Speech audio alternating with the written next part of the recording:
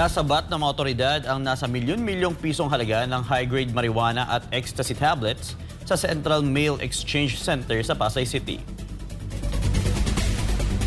Sa ulat ng Bureau of Customs Ninoy Aquino International Airport o BOC NAIA, naharang ang naturang mga kontrabando na mula sa iba't ibang bansa habang idinadaan ito sa routine inspection noong December 5.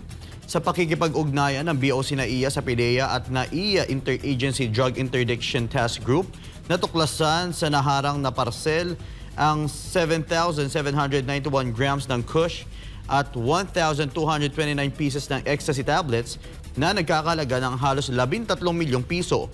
Agad itinurn over sa PDEA ang mga nasabat na iligal na droga, alinsunod na rin sa Comprehensive Dangerous Drug Act of 2002 at Customs Modernization and Tariff Act. Wala naman na arestong individual sa pagkakasabat ng mga iligal na droga.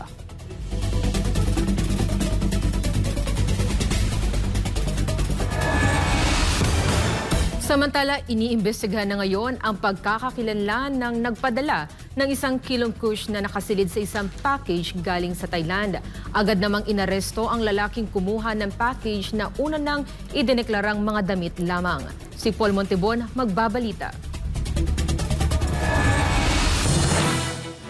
Arestado sa Pasay ang isang lalaking kukuha sana ng parcel mula Thailand. Kalaunan, ang naturang parcel ay nadiskubring naglalaman pala ng illegal na droga.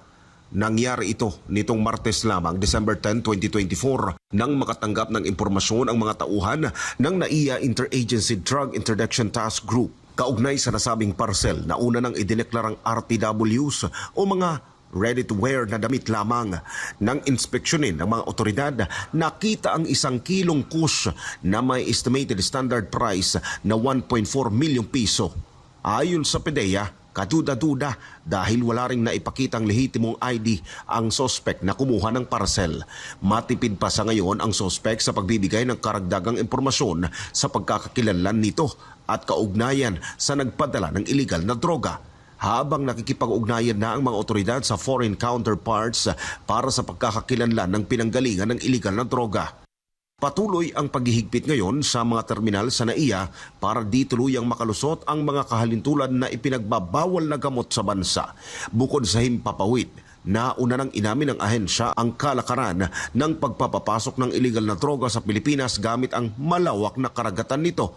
Matatandaan na nito lamang mga nakaraang buwan ngayong taon, bloke-blokeng shabu ang namataang palutang-lutang sa karagatang sakop ng Cagayan at Ilocos Sur.